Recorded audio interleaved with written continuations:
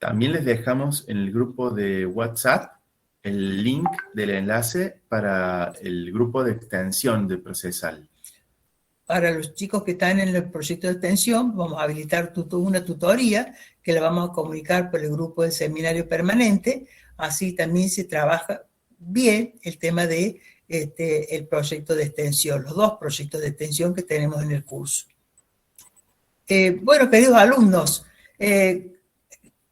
no tenemos más para agregar. Hemos tratado de condensar toda la información. Profe Juan Carlos, te ponemos ahora a cargo de la clase para que puedas desarrollar la bolilla número 20, una bolilla hermosa, la bolilla que tiene que ver con algo muy importante, como son, bueno, todas las medidas cautelares y los temas que en ella se abordan.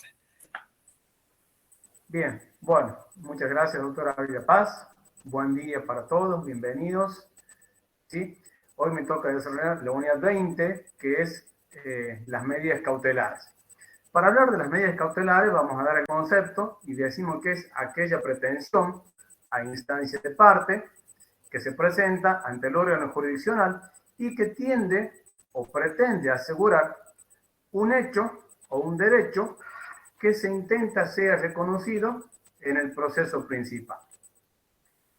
De este concepto lo vamos a ir desglosando para que lo podamos entender un poquito. Decimos que es, primero, una pretensión a instancia de parte. Con esto vamos a significar que las medidas cautelares no se pueden dictar de oficio, sino que siempre vamos a necesitar que haya, en este caso, un particular, un justiciable, que presente la medida cautelar, ¿sí?, al órgano jurisdiccional. Otras cuestiones que podemos desglosar del concepto, ¿sí?, es que esta pretensión, ¿sí?, tiende como finalidad garantizar el reconocimiento de un hecho o un derecho que se pretende sea reconocido en el proceso principal. De esta última parte del concepto podemos sacar la siguiente conclusión, que ahí viene la cuestión sobre la naturaleza jurídica de la medida cautelar, si tiene carácter autónomo o si tiene carácter accesorio. Gran parte de la doctrina entiende que tiene un carácter accesorio, porque como bien lo dice el concepto, con la medida cautelar, esta pretensión, se pretende el reconocimiento de un hecho o de un derecho que se pretende a su vez sea reconocido en el proceso principal. Entonces, la medida cautelar tiene, ¿sí?, de alguna manera el carácter de accesoriedad, ¿sí?, respecto del proceso principal. Pero hoy por hoy tenemos nuevas miradas sobre las medidas cautelares y parte de la doctrina entiende que tienen un carácter de autónomo. A través de la evolución de estas medidas, por ejemplo, hoy hablamos de las medidas autosatisfactivas, ¿sí?, son medidas que se presentan ante el órgano jurisdiccional que muchas veces no están relacionadas con un proceso principal, sino que se agotan en sí mismas. Les doy un ejemplo. Supongamos que un sujeto tiene que viajar por una cuestión médica, ¿sí?, una urgencia médica, a la provincia de Córdoba, porque tiene programada una cirugía. Pero con tanta mala suerte de que justo lo agarra una medida de fuerza, supongamos del sindicato de playeros de estaciones de servicio. Por tanto, no puede cargar combustible, no puede viajar. ¿Sí? Ahí, en ese caso, si se plantea una medida autosatisfactiva, se va a presentar ante el órgano jurisdiccional y va a solicitar que le ordene, en este caso, a la estación de servicio, que le venda el combustible. ¿Sí? Una vez que se resuelve esta medida autosatisfactiva, en este caso, quien la presentó, ¿sí?, obtiene lo que estaba necesitando. Y no va a entrar a discutir sobre la cuestión de fondo. Por ejemplo, la legalidad o no de la medida de fuerza. En cambio, si la vemos a la medida cautelar como una naturaleza accesoria respecto de otro proceso principal, ahí sí vamos a ver que la suerte de la medida cautelar va a estar en alguna medida atada a la suerte de lo que se está discutiendo en el proceso principal. ¿Se entiende entonces la diferencia entre una autosatisfactiva y una medida cautelar? En función de cómo miremos la naturaleza jurídica respecto a si es accesoria o si es autónoma, nos vamos a encuadrar si estamos frente a una medida cautelar o frente a una medida autosatisfactiva. ¿Sí? Sí, profe. Bien. ¿Cuáles son, ¿sí?, los caracteres que tienen las medidas cautelares? Las medidas cautelares tienen, primero, son provisionales.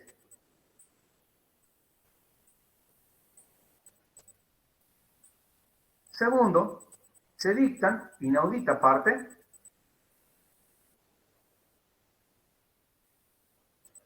¿Podría volver a repetir, profe? Son provisionales.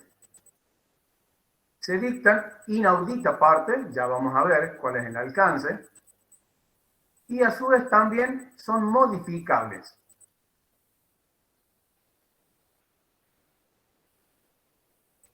¿Sí? Vamos a ver ahora cuáles son los requisitos de procedencia de las medidas cautelares para que podamos entender, ¿sí?, los caracteres que éstas tienen. Los requisitos de procedencia son tres. Por un lado, la verosimilitud del derecho.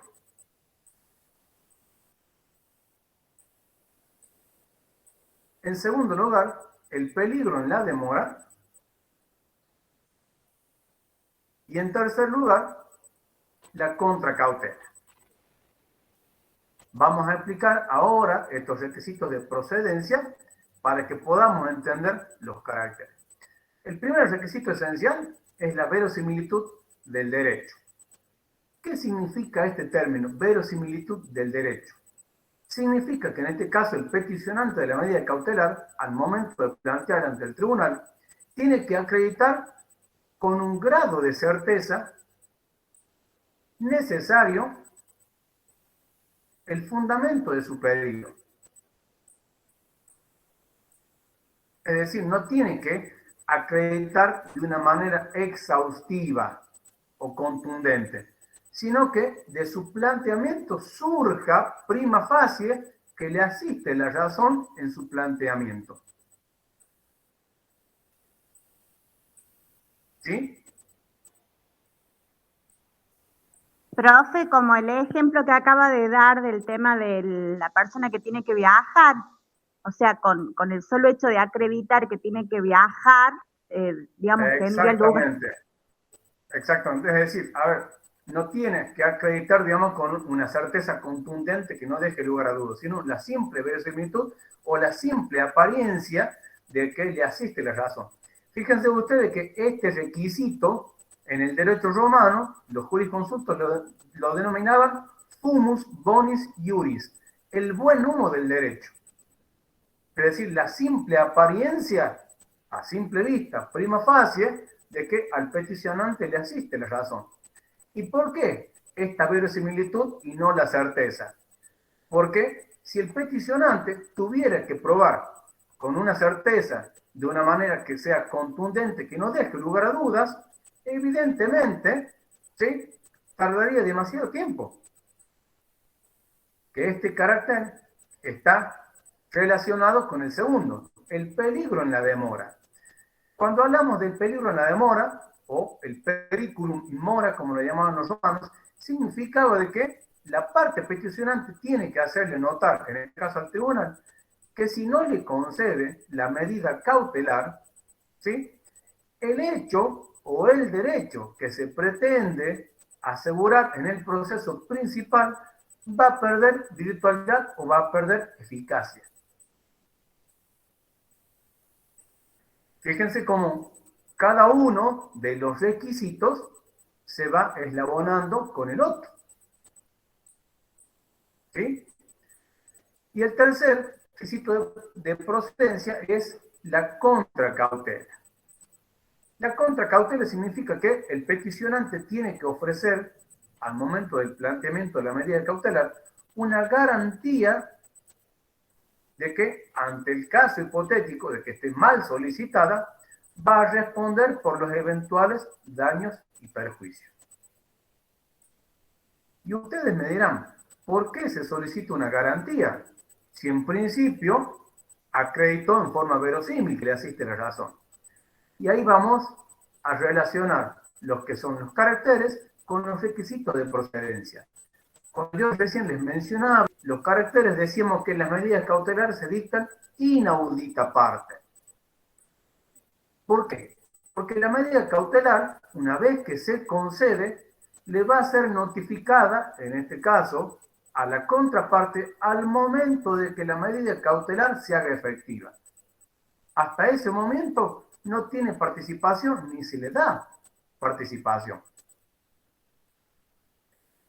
Les doy un ejemplo para que lo entiendan. Si viene un trabajador que viene reclamando su crédito laboral y le viene solicitando, ¿sí?, al juez que libre un embargo sobre los bienes del demandado. ¿Qué pasaría si el tribunal, antes de resolver sobre la procedencia de la medida, le dice: del pedido de embargo corre ese traslado a la contraparte para que tome conocimiento y después resuelvo? Y evidentemente existe mucha probabilidad de que el demandado, si sabe que le van a venir a embargar sus bienes, y se va a insolventar. Díganme si no va a perder virtualidad o eficacia la medida. Entonces, una de las características de las medidas cautelares es que se dictan inaudita parte, es decir, se peticiona, se concede y se notifica al demandado al momento en que se hace efectiva. O sea, cuando lo van a embargar, prof, ahí sería la notificación. Cuando cae la oficial de justicia embarga o a inhibirlo. Exactamente. Bueno, pero fíjense ustedes cómo, ¿sí?, en este caso el legislador es muy sabio. Para de alguna manera equilibrar la balanza entre el sujeto que la pide y el sujeto contra el cual se pide, ¿qué le dice?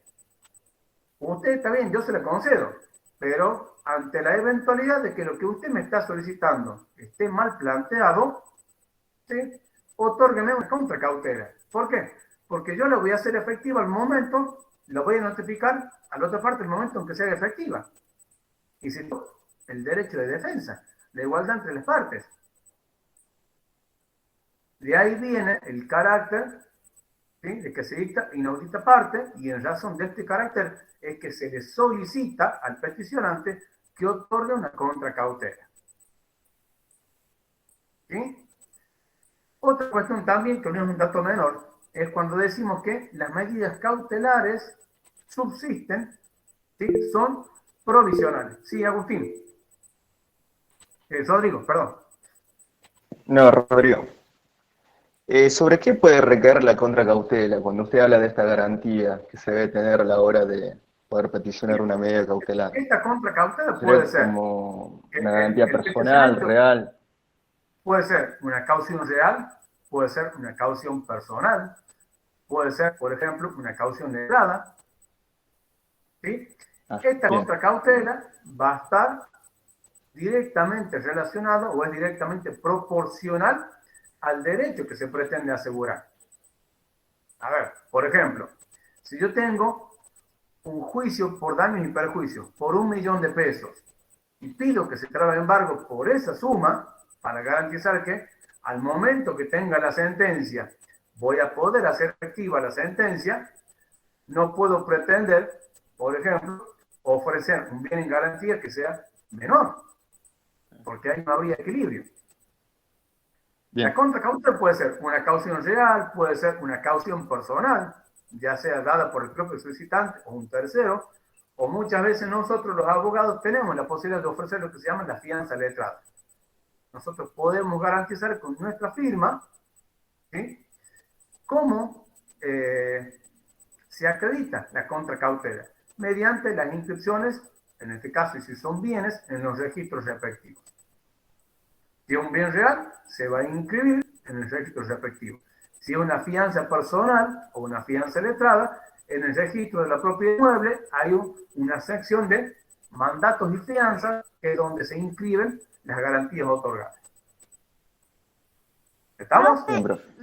Sí, profe, disculpe, no me quedó claro el fundamento de la contracautela. O sea, decía que al ser inaudita, ese no me quedó claro. Bien, ya te lo explico, Belén. A ver, Así como decimos que la medida cautelar se dicta inaudita parte, es decir, la parte afectada por la medida va a tomar conocimiento al momento en que ésta se haga efectiva, ¿sí? Por esa misma razón, la legislación pide que quien la solicita a la medida cautelar, ante la posibilidad de que su planteamiento, ¿sí?, esté mal efectuado, con esa contracautela, ¿sí?, va a responder por los eventuales daños y perjuicios que la medida le ocasione al afectado por la medida. Ah, bien, bien, ya me quedó claro. Gracias, gracias.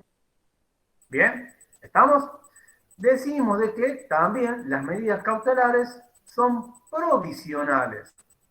Y este carácter de la provisionalidad está dado en función de los dos primeros requisitos: la verosimilitud del derecho y el peligro en la demora. Es decir, la parte solicitante, al momento de presentarse ante el tribunal, va a tener que acreditar los tres requisitos: la verosimilitud del derecho, el peligro en la demora y, si corresponde, la contracautela. Ya vamos a ver que en algunos casos la ley exime de la contracautela. ¿Sí? Estos dos primeros requisitos, la verosimilitud y el peligro en la demora, son los que van a dar fundamento al otorgamiento de la medida cautelar. Si alguno de estos dos requisitos, después de que la medida cautelar ha sido concedida y trabada, si alguno de estos dos requisitos pierde eficacia, la medida cautelar cae. Supongamos que el peticionante me acredita, ya te contesto, Enzo.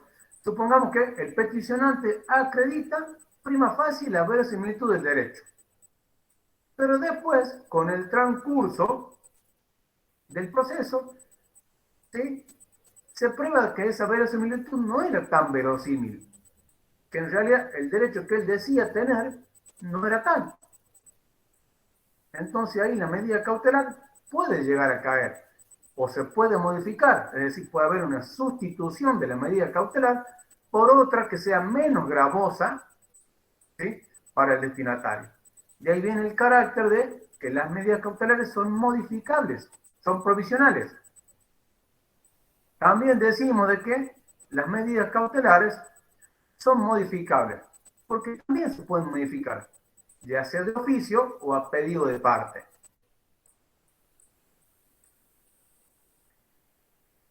Por ejemplo, vuelvo al ejemplo que les acabo de mencionar.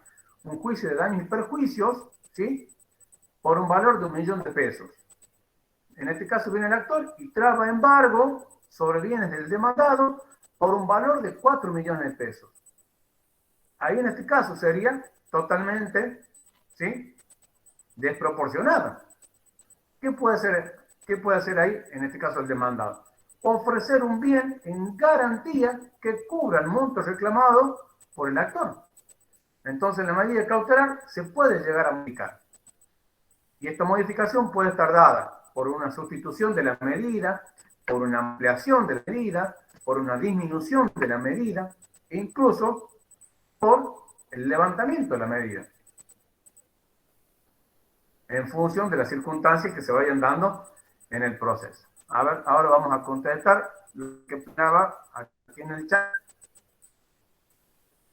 Enzo, ¿a qué hace referencia el peligro en la demora?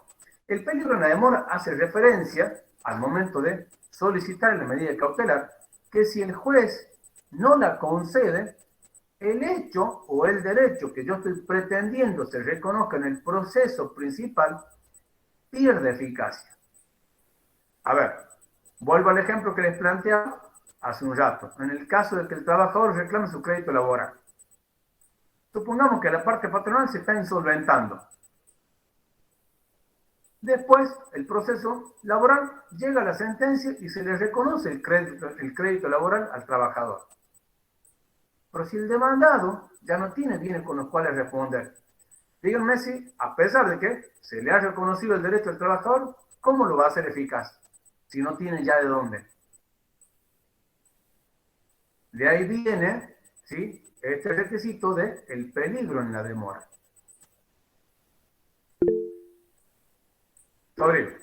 Profe, una pregunta en colación a lo que hablaba del peligro de la demora.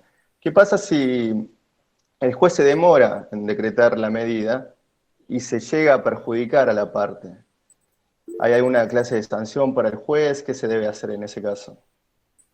No, a ver, sanciones no hay, ¿sí? En realidad, No, bien. la medida cautelar tiene un trámite que es sumario en cuanto a su tratamiento. Para garantizar la eficacia de la medida cautelar, ¿sí? Generalmente, cuando se plantea una medida cautelar, a diferencia de los otros tipos de procesos, ¿sí?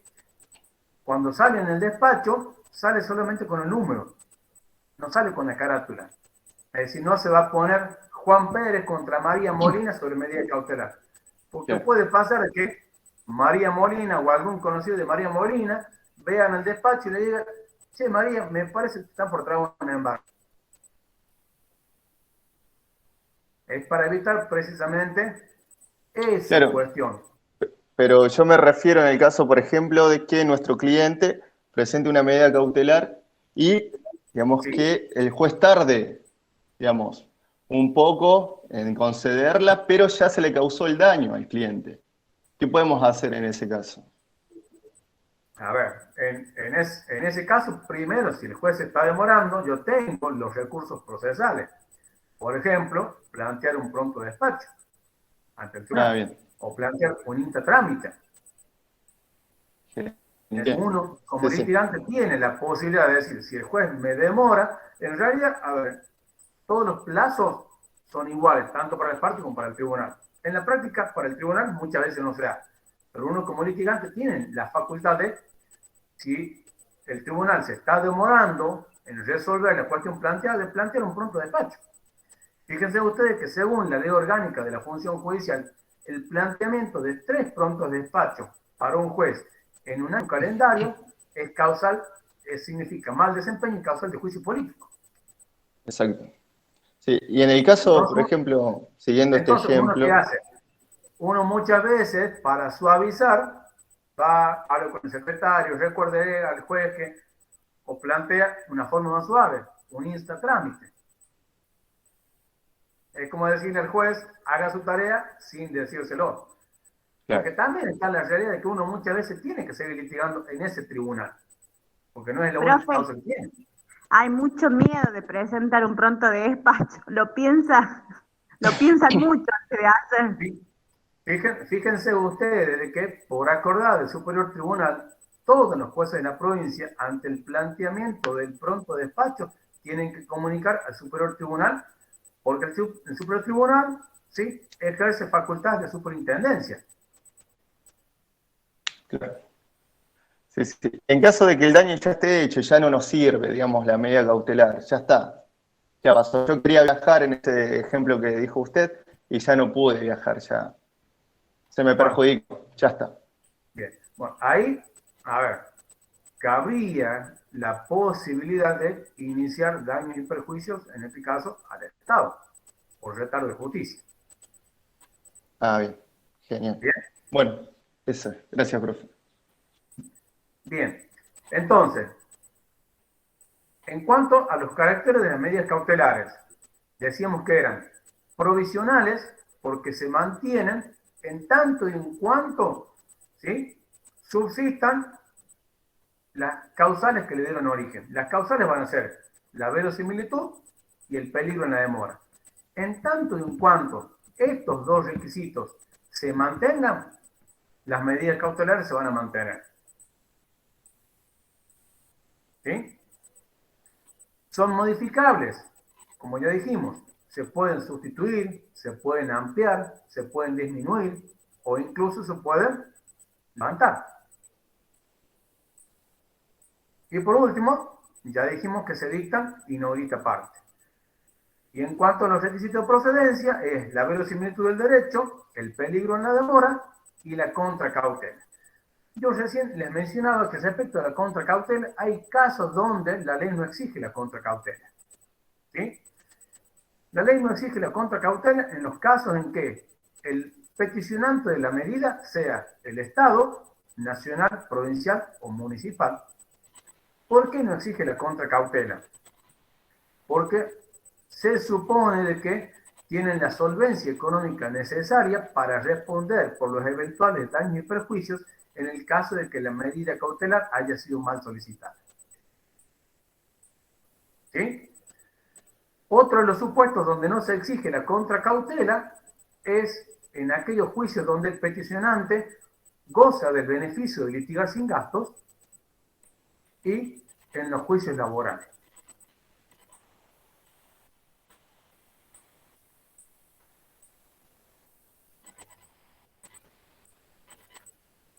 ¿Estamos?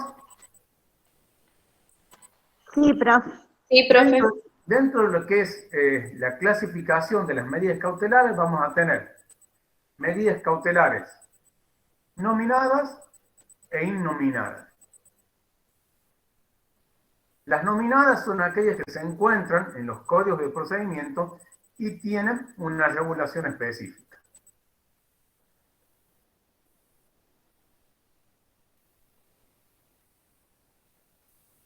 Después vamos a tener las medidas cautelares que recaen sobre bienes y las medidas cautelares que recaen sobre personas.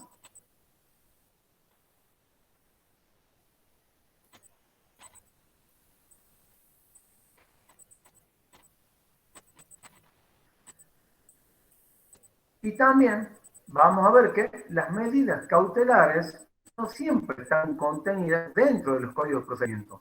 Hay muchas medidas cautelares que están, ¿sí?, contenidas o reguladas en la legislación de fondo.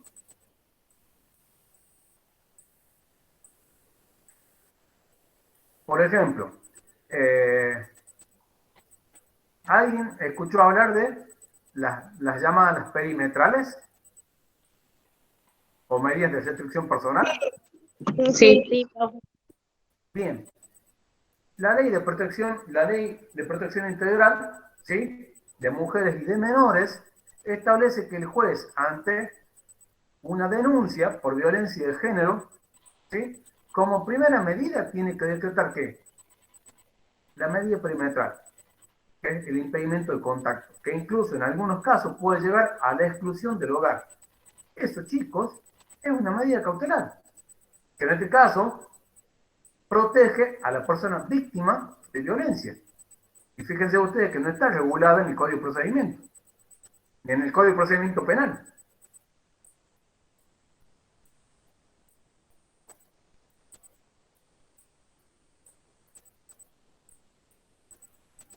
¿Sí?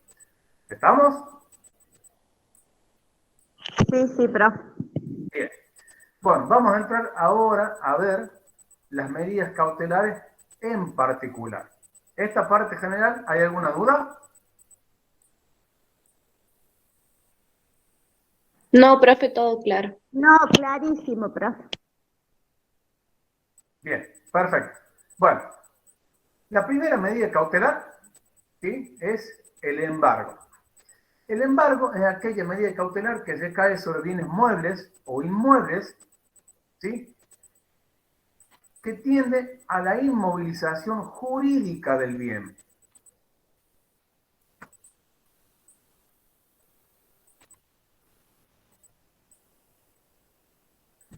Como primera característica decimos que recae sobre bienes muebles y sobre bienes inmuebles. En el caso de que el bien sea registrable, ¿sí?, la medida se debe anotar en el registro respectivo, ya sea registro de la propiedad inmueble, registro del automotor, o si es algún otro bien registrable, por ejemplo, aeronaves, buques, caballos de carrera, ¿sí?, se va a anotar en el registro respectivo. Esta medida en particular tiene la característica que busca, ¿sí?, la indisponibilidad jurídica del bien. ¿Qué significa esto?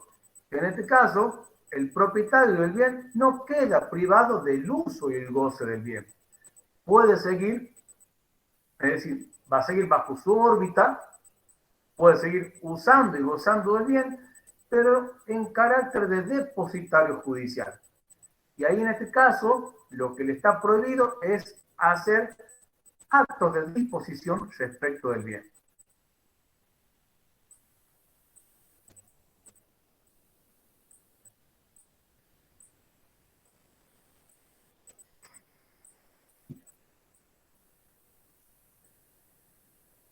¿Sí?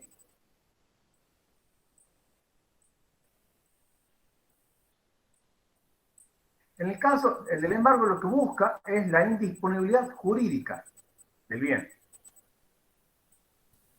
Es decir, el bien queda dentro de la órbita del patrimonio, ¿sí? Pero ya no como titular, sino en carácter de depositario judicial, con la obligación de que cuando el tribunal le requiere la presentación del bien, lo debe hacer bajo apercibimiento de incurrir en un delito penal. El delito penal es el artículo 104, que es el incumplimiento de los deberes de depositario judicial.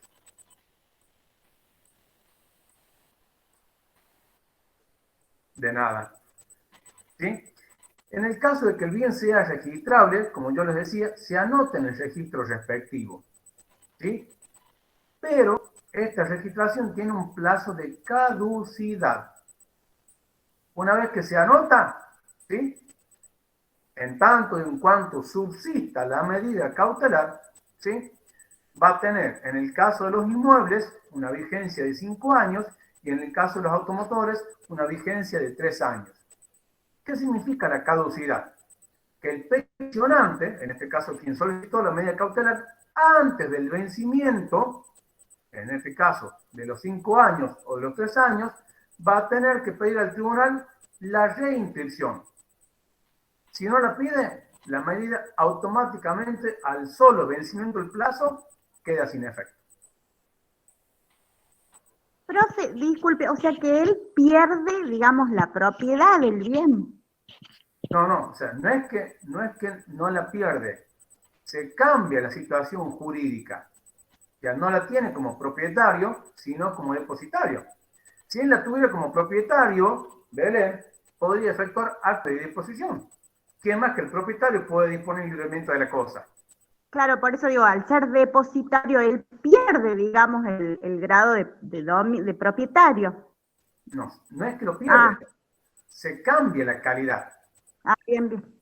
¿Por qué? Porque en este caso, ¿sí? Es un gravamen que recae sobre el bien. O sea, él no deja de ser propietario, pero ya no pasa a tenerlo por sí, sino por nombre y a cuenta de. Bien. Acá me preguntan los plazos de caducidad. En el caso de los inmuebles, caducan a los 5 años, y en el caso de los automotores, caducan a los 3 años. De pleno derecho. O sea, si yo no lo renuevo. No pide la inscripción, es más, la reinscripción de la medida se tiene que solicitar antes del vencimiento del plazo. En caso de que la cosa perezca, por ejemplo, del automóvil que usted ponía el ejemplo, a mí me embargan el auto, yo lo puedo seguir usando, pero no lo puedo disponer, y yo lo quemo. La medida cautelar perece, se extingue. A ver. En el caso, cuando usted queda como depositario judicial, ¿sí? Tiene la obligación de conservarlo y de hacer un uso adecuado de la cosa. Claro, pero sí, como dijo, si de mala fe yo quiero que se queden con mi auto y bueno, lo hago desaparecer o lo, bueno, ahí en ese lo caso, destruyo. En ese caso, quien pidió la medida cautelar puede pedir una ampliación o ir por otro bien. Claro. O sea, se modifica la medida cautelar. Exactamente. Sin prejuicio de que se le puede iniciar una causa penal. Es sí, más, sí, por lo que acaba de decir. Muchas veces sí, se da esta situación de que quien tiene la cosa en carácter depositario, ¿sí? Muchas veces no hace un uso racional de la cosa, sino muchas veces hace un uso abusivo con tal de que la cosa se vaya desvalorizando. ¿Qué puede hacer ahí en ese caso el peticionante?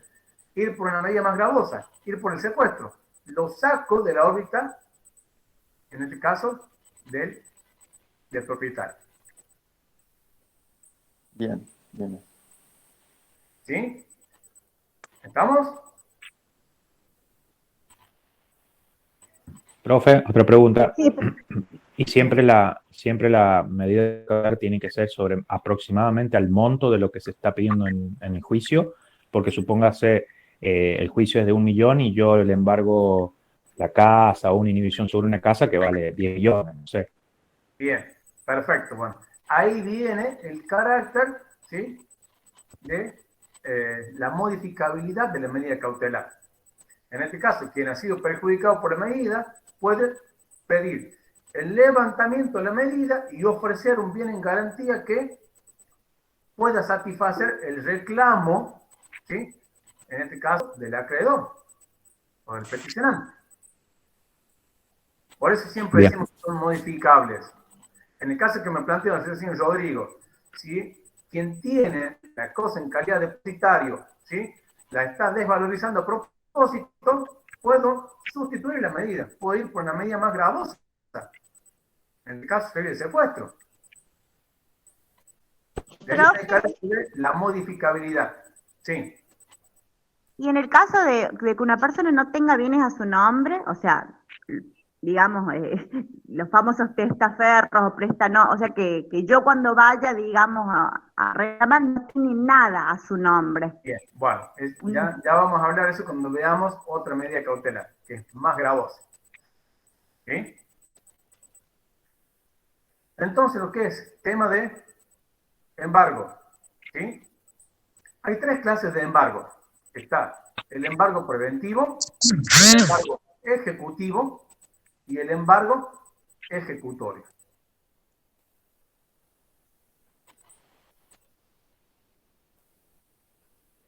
El embargo preventivo es aquel que se da precisamente para garantizar un hecho o un derecho que se pretende sea reconocido en el proceso principal.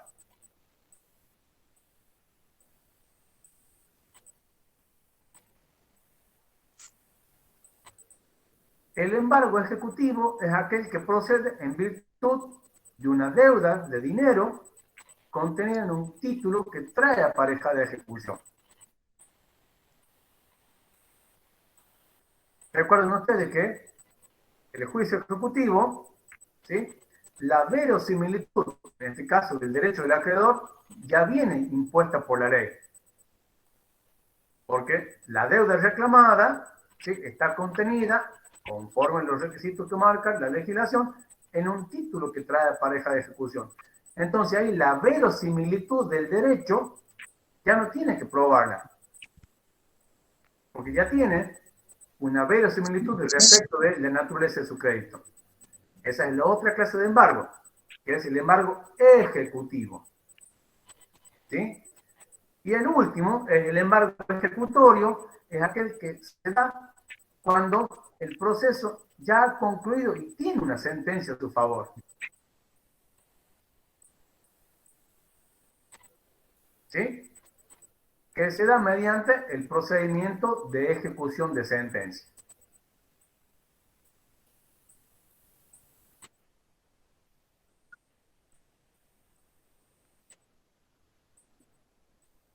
Bien. El embargo ejecutivo es aquel que se da en los procesos ejecutivos, donde en este caso el derecho del peticionante surge, ¿sí?, de un título que trae aparejada de ejecución. Es decir, su derecho a reclamar el cobro de la suma de dinero líquida o fácilmente liquidable de plazo vencido está contenida en un título que, conforme a la ley, trae aparejada de ejecución. Y que el mismo título ya viene dotado de una verosimilitud y una fehaciencia respecto de la naturaleza del crédito. Ahí no hace falta probar, por ejemplo, la verosimilitud, porque el propio título ya me lo da. Y el embargo ejecutorio es aquel donde el peticionante ya no tiene que probar porque ya tiene una sentencia que ha reconocido su derecho. Y en virtud de esa sentencia es que va a, mediante el procedimiento de ejecución, hacer efectiva la resolución emanada del tribunal. ¿Se entiende? Sí, sí. Bien.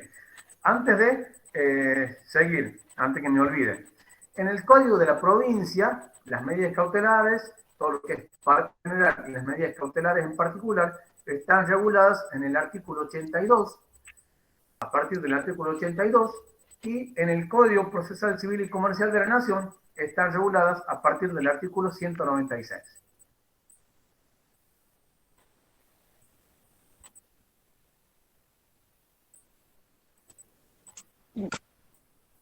¿Sí? Vamos ahora con la otra medida cautelar. La otra medida cautelar es el secuestro, ¿sí?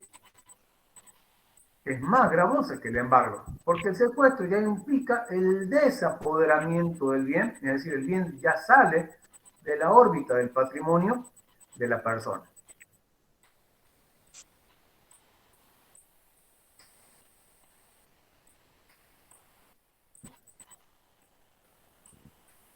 ¿Sí? El secuestro, a diferencia del embargo, va a recaer, ¿sí?, sobre bienes muebles registrables o no.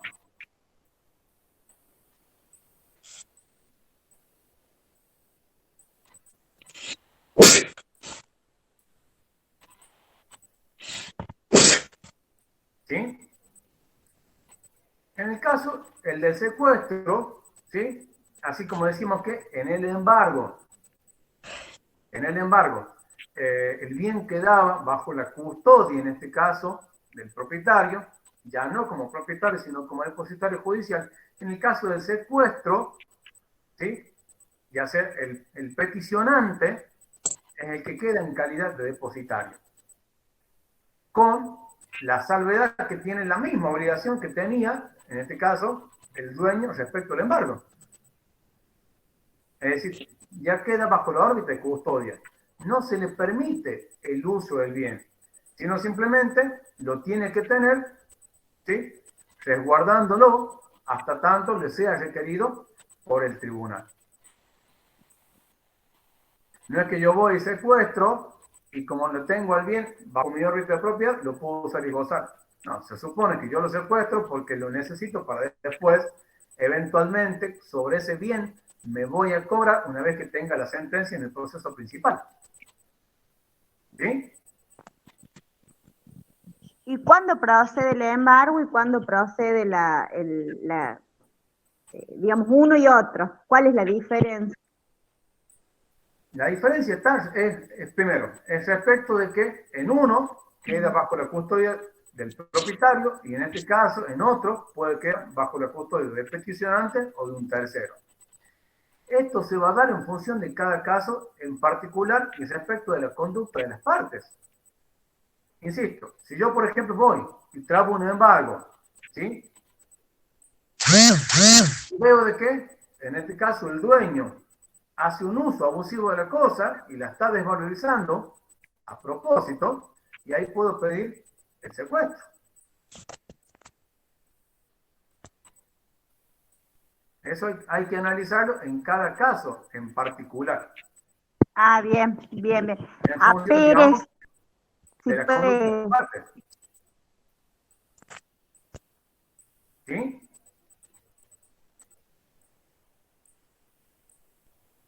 sí, a Pérez, si puede mutear.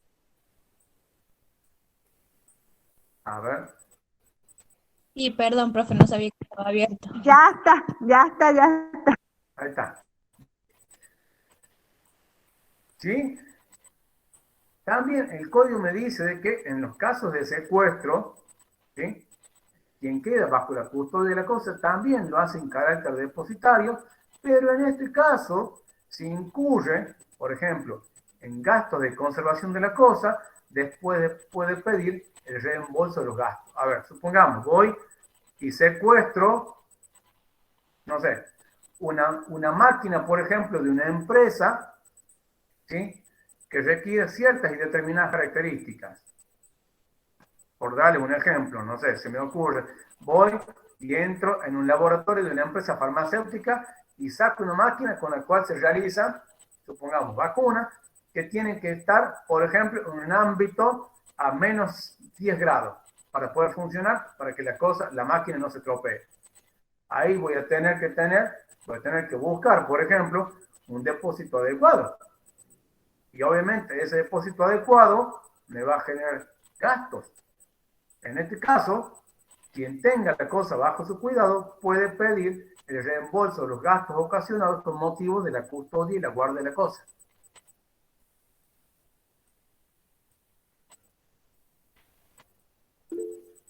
Sorry. Sí, profe, en ese caso en donde se pida el secuestro de la cosa y nos genere un gasto excesivo para su conservación, ¿no podría la otra parte alegar que es un abuso del derecho? En el sentido de que, miren, no la secuestre, déjela embargada, así no gaste usted en la conservación de esa cosa. ¿Podría pasar eso o, A ver, ahí, o no? a ver, se supone que el secuestro va a proceder en tanto en cuanto la cosa en manos del dueño puede sufrir una desvalorización. Ah, bien, bien, bien, exacto. Por eso, En ese único caso, por eso no el más. secuestro siempre es más gravosa que el embargo. Realmente lo primero Claro. que se plantea es el embargo. Bien, y o sea, como dijo usted, el secuestro, digamos, procede en ese único caso en que la cosa pueda perjudicarse a manos del Claro. dueño en este caso. Está bien. ¿Sí? Gracias, profe. ¿Estamos? La otra medida cautelar, ¿sí?, es la inhibición general de bienes. ¿Sí? Y aquí vamos a responder la pregunta que hacía Belén hace un rato. La inhibición general de bienes, a diferencia del embargo y del secuestro, ya no recae sobre bienes del patrimonio, sino que recae sobre la persona. Es una sanción que ya no recae sobre bienes inmuebles o registrables o no registrables, sino que directamente recae sobre la persona. ¿En qué casos procede la inhibición general de bienes? Cuando en este caso el deudor no tenga bienes suficientes para garantizar lo que se le está reclamando, o bien que directamente no tenga bienes con que responder. Se dan las dos situaciones. Cuando no tenga bienes suficientes sobre los cuales te va a dar embargo, o que directamente no tenga bienes con los cuales responder. El ejemplo que me planteaba recién Belén. Cuando la persona no tiene nada a su nombre. Ahí directamente, si no tengo bienes sobre los cuales ir con un embargo, un secuestro, voy a ir directamente sobre la persona y la voy a inhibir. Esta medida de inhibición significa que es una indisponibilidad respecto de la persona de realizar actos de disposición.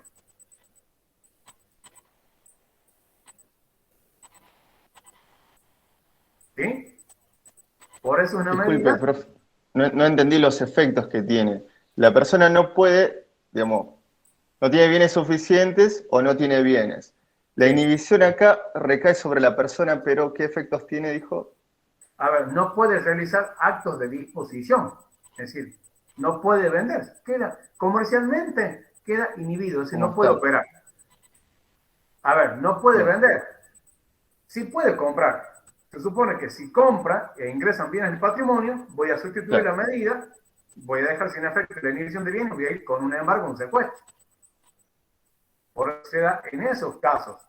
Al ser una medida más gravosa, que recae ya no sobre los bienes, sino sobre las personas, procede en tanto en cuanto no haya bienes para embargar, o los bienes que hay para embargar no son suficientes para cubrir lo que se está reclamando. ¿Sí? Claro, no es lo mismo una persona verdaderamente que no tiene ingresos, que no tiene medios, y otra persona que sí o sea, que como que se evidencia que sí, que tiene casas, autos, pero que no tiene nada a su nombre. Es como, me parece como... Bueno, a ver, pero ahí, en ese caso, hay que hacer un trabajo de hormiguita, de inteligencia. Es decir, ahí voy a tener que acreditar, por ejemplo, si hubo el periodo de sospecha, si hubo transmisiones de bienes fraudulentas. ¿Sí? Ahí voy a tener que investigar a partir de qué fecha, ¿sí?, la persona se insolventó. Si esas ventas fueron simuladas o no, voy a tener que, en este caso, plantear las acciones de simulación.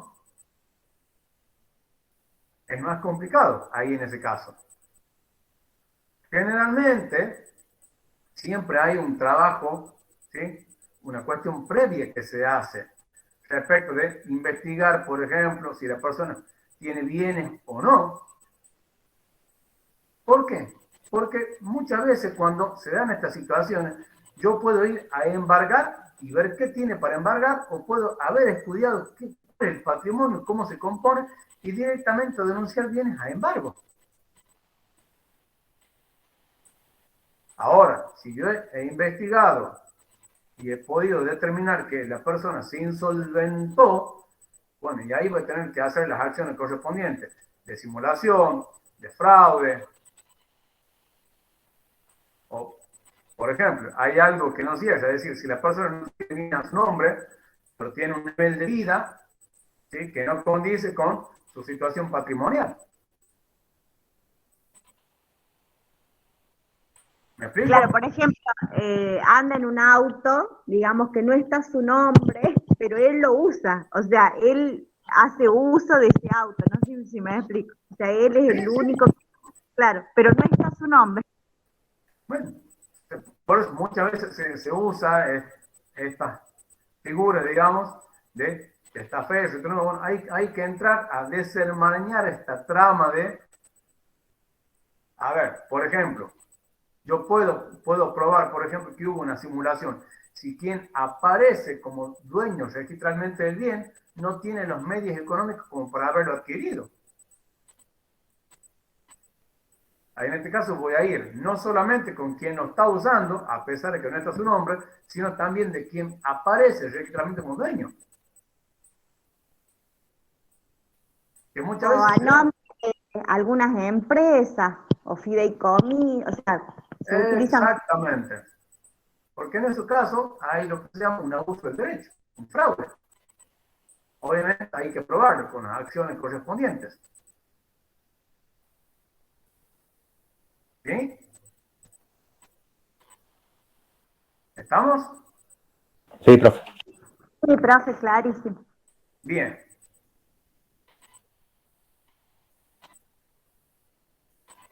La otra medida que vamos a ver es la intervención y la administración judicial.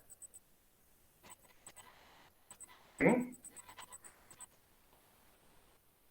La medida de la intervención y la administración judicial ya recae sobre, en la mayoría de los casos, recae sobre personas jurídicas. ¿Sí? En estos casos de la intervención y la administración judicial,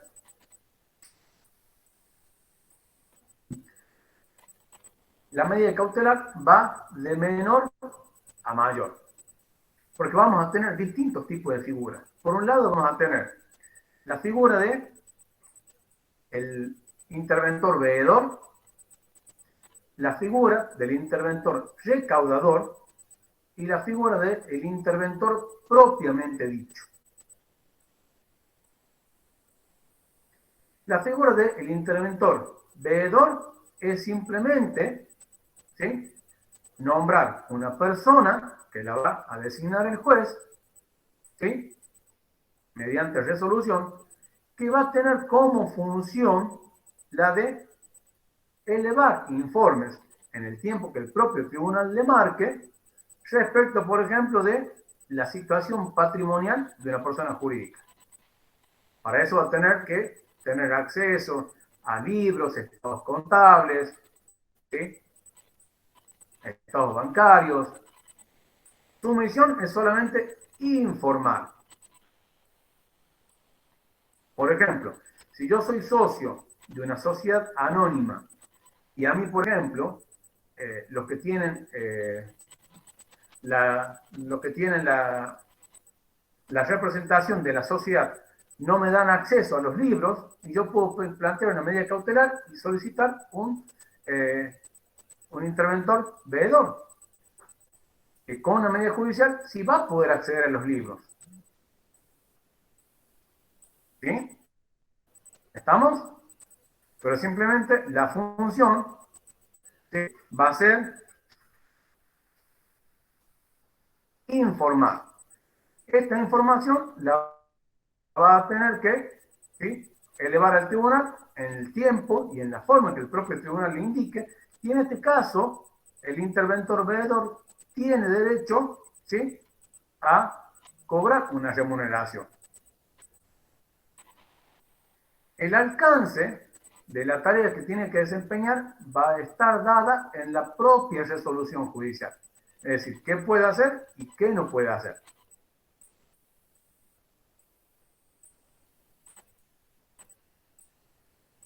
¿Sí? La otra figura es la del interventor recaudador. El interventor recaudador directamente ya no es que va a informar, sino directamente va a ir, y en función de lo que la propia resolución le disponga, va a efectuar, ¿sí?, recaudación sobre los ingresos que tenga, en este caso la persona jurídica, supongamos una sociedad anónima, también en la proporción, en los tiempos y en la forma que la propia resolución judicial establezca.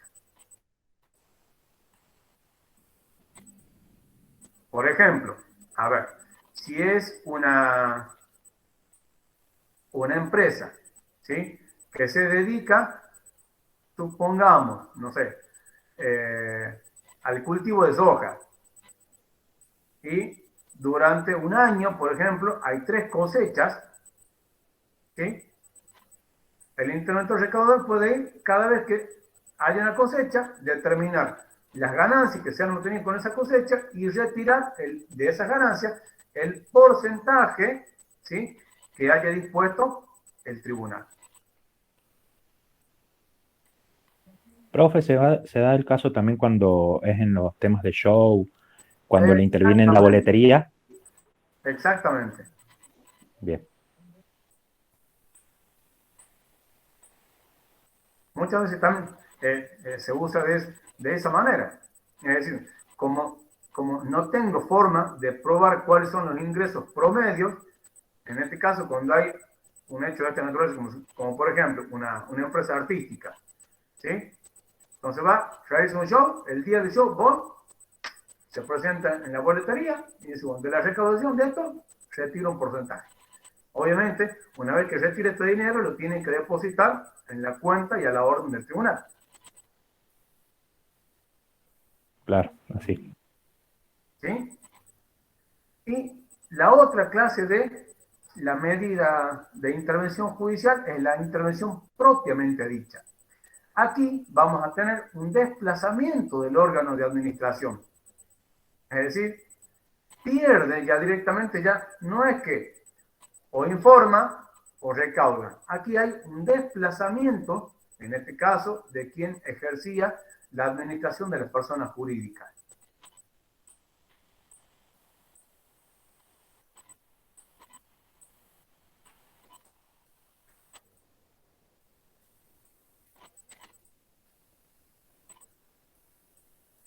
¿Sí? Que vendría a ser, digamos, la medida más gravosa. Porque en las otras 2 medidas, el normal desenvolvimiento de la persona jurídica no se ve obstaculizado. En el caso del veedor, simplemente le van a tener que dar acceso a la información para que pueda extraer la información y elevar al tribunal. En el caso del interventor recaudador, o sea, no es que le va a quitar todos los ingresos, porque sería algo totalmente ilógico, sino simplemente retirar una proporción de los ingresos y depositarlo a la cuenta y orden del tribunal. El caso de la intervención propiamente dicha sí es la más gravosa, porque en este caso hay un desplazamiento del órgano de administración de la persona jurídica. Estas 3 medidas, ya sea el veedor, el recaudador y el interventor propiamente dicho, siempre van a ser por plazo determinado. O sea, no es que va a ser, digamos, en forma permanente.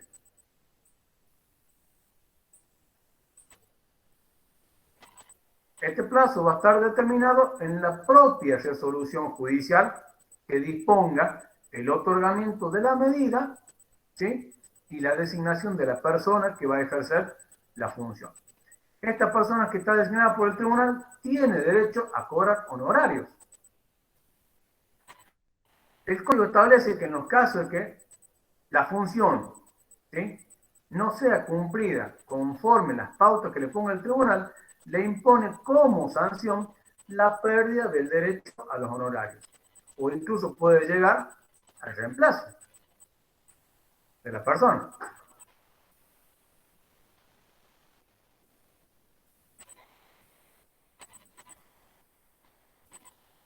Profe, una pregunta que me surgió una duda con respecto a todas las medidas cautelares. ¿Se pueden apelar las medidas cautelares? Si se pueden apelar las medidas cautelares, Sí. a ver, se supone que al momento de haberlas concedido, el juez ha merituado, ¿sí?, el juez ha merituado las que están dados en los presupuestos de procedencia. En este caso, ¿sí?, la persona contra la cual se opone la medida cautelar puede pedir el levantamiento, que se deje sin efecto, porque considera que no están debidamente acreditados los requisitos de procedencia. No es que haya apelación. Bien. Si no puedo Bien, pedir, por ejemplo... podemos oponernos, digamos. A ver, si yo estimo que no está bien acreditada la verosimilitud o que el peligro en la demora no es tal, porque no hay razón para considerar que su derecho se encuentre en peligro, se puede pedir directamente el levantamiento de la medida. Y en caso de Y que se no suele se conceder la levante. eso. Claro. ¿Mm? En caso de que no se la levante. no se la levante, ahí sí se puede plantear, digamos, como una reposición, ¿sí?, o directamente, en el caso nuestro, una casación. En el orden nacional, sí, una apelación. Ajá, bien. Gracias, profe. ¿Bien? ¿Estamos? Sí, profe. Después tenemos la anotación de litis. La anotación de litis es una medida que recae sobre un bien en particular sobre el cual se encuentra discutida la titularidad.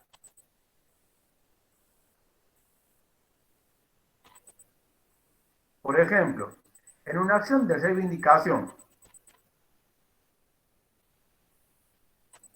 o por ejemplo, en un juicio de escrituración, ahí se puede plantear una medida de anotación de litis. Es decir, hasta tanto no se resuelva la cuestión de fondo sobre la titularidad, ¿sí?, de la persona, se la va a anotar provisionalmente como que esa cosa se encuentra en litigio. ¿Para qué? Para que cualquier tercero que pretenda contratar sobre esa cosa pueda saber de que se encuentra, digamos, es objeto de un proceso judicial.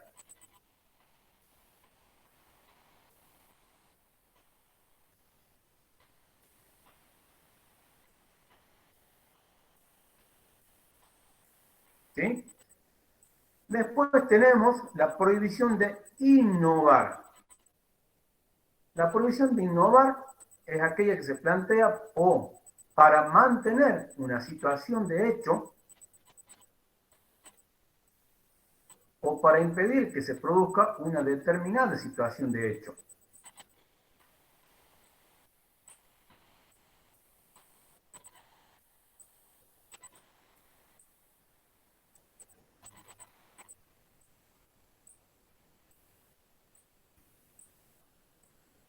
Por ejemplo, Eso profe, iba a pedir un ejemplo, sí.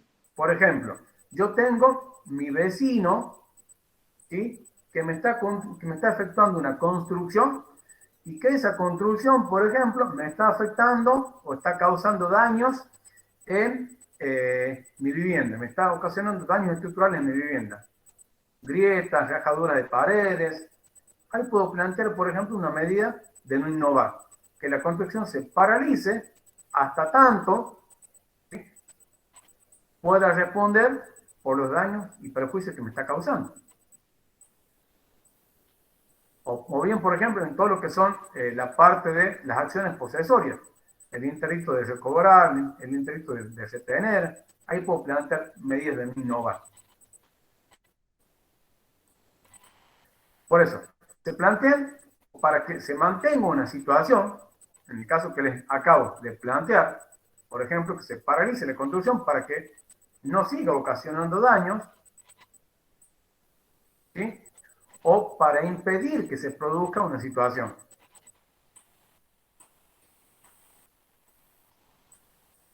O la demolición de un edificio, por ejemplo. También.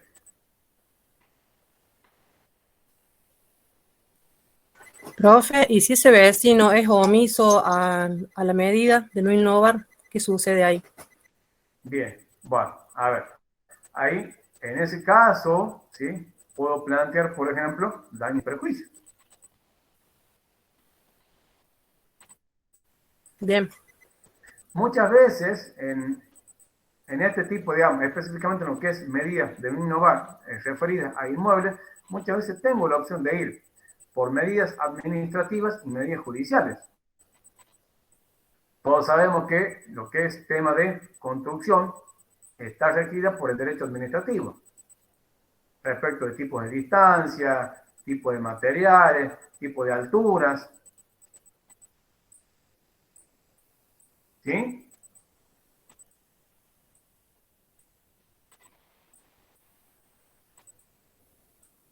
Sí, profe, bien. Por último, tenemos dentro de las medidas en particular la prohibición de contratar. La prohibición de contratar se da cuando se prohíbe realizar algún tipo de contrato en particular o de contratar con determinada persona.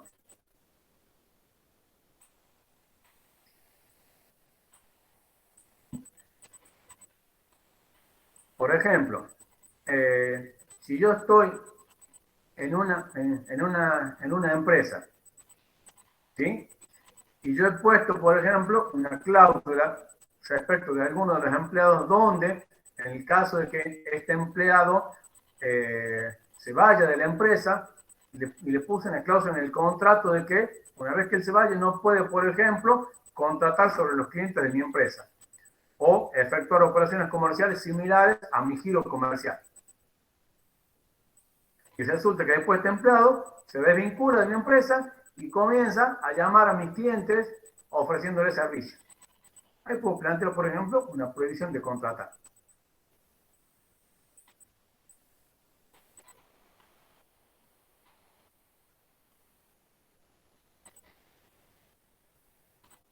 Y suele pasar muy a menudo eso, profe.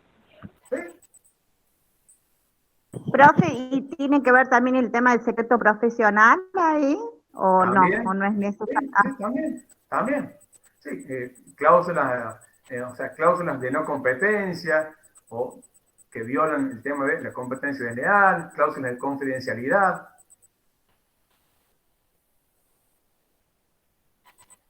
Otra cuestión, chicos, antes que me olvide.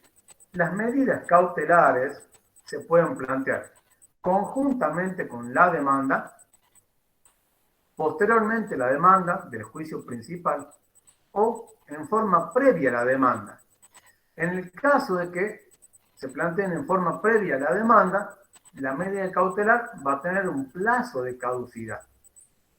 Es decir, si la demanda principal no se interpone después de los 15 días, la medida cautelar, ¿sí?, cae. Generalmente en la práctica se da conjuntamente con la demanda, es decir, yo demando y en la misma demanda planteo o solicito la medida cautelar.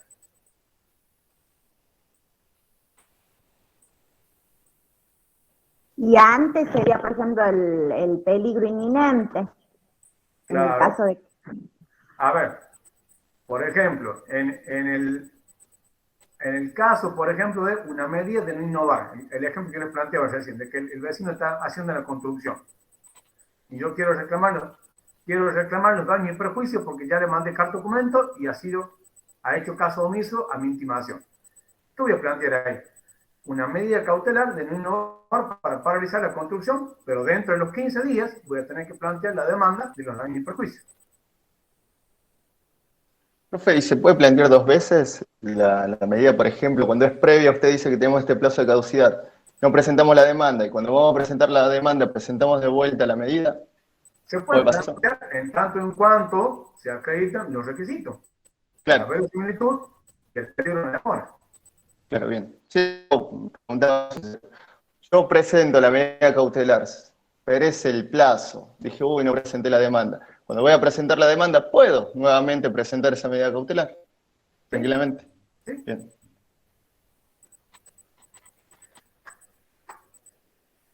Bien, yo creo que estamos en hora. No sé si hay alguna otra pregunta o doctora Abel Paz, profe Diego, ¿quieren realizar algún aporte?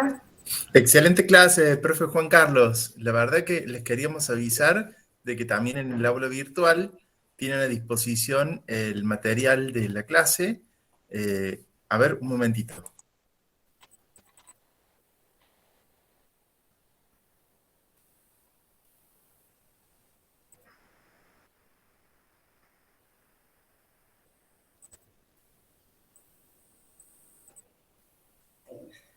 Ahí estamos.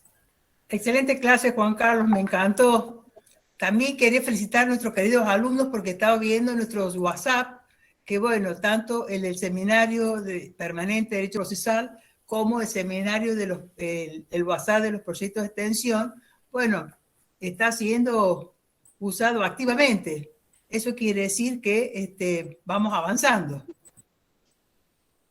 Si no hay más preguntas, con esto ya cerraríamos y damos por desarrollada la bolilla número 20. Tengo la última pregunta. También, discúlpenme. ¿Sí? Cuando la medida cautelar se da posteriormente, ¿se la puede hacer en cualquier momento del proceso? ¿O hay un plazo también para el proceso? Obviamente, hasta antes de que quede en estado de dictar sentencia. Bien, ahí está. Muchas gracias. Sí, las medidas cautelares acompañan al proceso judicial. Eso es muy importante. Y quiero agregar algo, que muchas veces, sobre todo en los procesos escritos, cuando se ordenan medidas cautelares, bueno, si en este caso el demandado no está de acuerdo con lo resuelto por el tribunal, puede plantear, bueno, los recursos respectivos. ¿Y qué pasa? Que muchas veces, a través de estos recursos, se demoran y esta demora incide en el curso del proceso principal. ¿Por qué? Porque los abogados creen que atender la medida cautelar es atender el proceso principal y en realidad no. Son como dos puertas que hay que ver. Por un lado, el proceso principal, cuidar la instancia que se desenvuelve en forma regular y normal, y por otro lado, las medidas cautelares que dan esta finalidad de garantía, de afianzamiento de la instancia principal. Bueno, queridos alumnos, nos estamos viendo entonces para la clase el próximo viernes, pero el curso de la semana vamos a ver ya de implementar una tutoría para los proyectos de extensión y también ya vamos a estar habilitando para que vayan trabajando en los grupos, en los equipos de estudio del Seminario Permanente de Derecho Procesal. Bien. Doctora, antes de terminar, bueno, desearles un buen fin de semana, un feliz día del abogado, que el domingo vamos a estar en nuestro día, el 29 de agosto, Día del Abogado, en conmemoración al natalicio de Juan Bautista Alberdi. Esto lo ha dispuesto la Federación Argentina del Colegio de Abogados en 1956.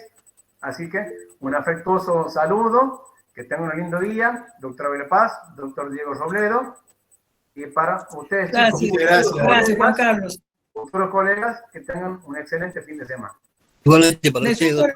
Gracias. Igualmente, profe, gracias. Igualmente, gracias. Y simplemente para cerrar, quiero recordar el 10º mandamiento del Decálogo de Couture que dice: ama tu profesión para que el día que tu hijo te pida consejo sobre qué carrera ha de seguir, considere para ti un honor proponerle que sea abogado. Queridos alumnos, nuestra profesión es un servicio a la justicia. Somos colaboradores del juez y constructores de la paz. Y tenemos que ejercerla con dignidad, con buena fe y con idoneidad. Muy ¡Feliz bien. Día del Abogado! Muy bien. Gracias. Feliz día. Colegas, ¡feliz Día del Abogado! Y también para los queridos Carlos y profe Diego. Feliz día también, profesor, para ustedes. Feliz día, doctor Diego. Bueno, Gracias, recomiendo también la gracias lectura del libro El alma de la toga, de Ángel Osorio. Muy bueno también. Hermoso, hermoso. Muchas gracias. Hasta luego, Nos vemos. profe. Que tengan buen fin de semana. Hasta luego. Gracias, nos vemos. Chao, Hasta luego.